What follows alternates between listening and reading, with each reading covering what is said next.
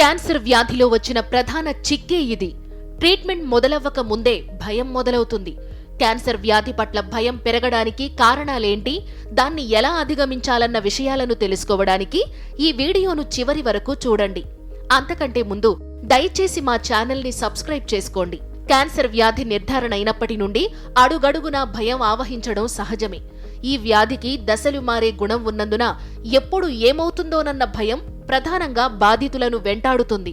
దానికి తోడు క్యాన్సర్ వ్యాధి అంత సులభంగా తగ్గదని, ఒకవేళ తగ్గినా కూడా తప్పక పునరావృతం అవుతుందన్న అపోహకు విపరీతమైన ప్రచారం కల్పించడం వలన బాధితుల్లో భయం అంతకంతకు పెరుగుతూ వచ్చింది. కానీ అవన్నీ అవగాహనా రాహిత్యం వలన కలిగినవే. క్యాన్సర్ అనేది శరీరంలో అసంబద్ధ కణాలు ప్రబలడం వలన ఏర్పడుతుందన్న విషయం గ్రహించి అవి శరీరంలోకి ఎంటర్ అయిపోయాయన్నది గతం కాబట్టి దాని గురించి ఆలోచిస్తూ ఎక్కువగా చింతించకూడదు. భవిష్యత్తు కార్యాచరణపైన మాత్రమే దృష్టి సారించాలి. ఈ విధంగా వ్యాధి పట్ల తొలి భయాన్ని అధిగమించాలి.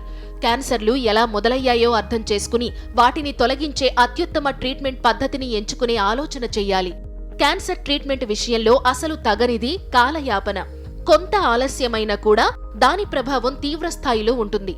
అన్నిటికంటే ముఖ్యంగా ఇమ్యూనిటీ స్థాయిలు పతనం కాకుండా చూసుకోవాలి. క్యాన్సర్ ట్రీట్మెంట్లలో ప్రధానమైనదిగా చెప్పబడే సర్జరీ అంటే ఎవ్వరికైనా కొంత భయం ఉండడం సహజమే.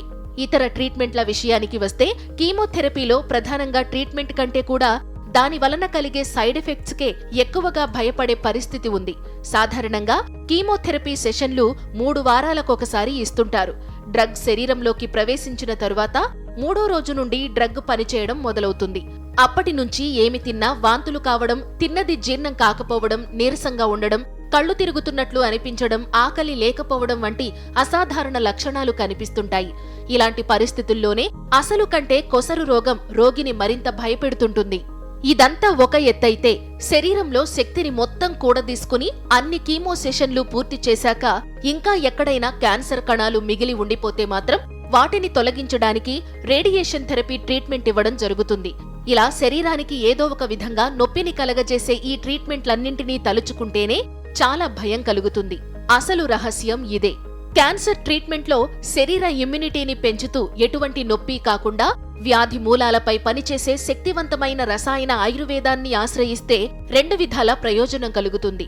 ఒక పక్క ఇమ్యూనిటీ కూడా బలోపేతమవుతుంది, మరోపక్క క్యాన్సర్ కణాల సంఖ్య కూడా తగ్గుతూ వస్తుంది. కానీ ఈ రకమైన ట్రీట్మెంట్ను ఎంచుకునే ఆలోచన ఎంతమంది చేస్తారు? క్యాన్సర్ ట్రీట్మెంట్లో సమర్థవంతమైన ట్రీట్మెంట్ ఎంచుకోవడంలోనే క్యాన్సర్ నయమవడమన్నది ఆధారపడి ఉంటుంది. కాబట్టి క్యాన్సర్ బారిన పడితే భయాన్ని పక్కన పెట్టి ఆలోచనకు, విచక్షణకు పదును పెడితే ప్రయోజనకరంగా ఉంటుంది. ఈ వీడియో గనుక మీకు నచ్చినట్లయితే లైక్, కామెంట్, షేర్ చేయండి.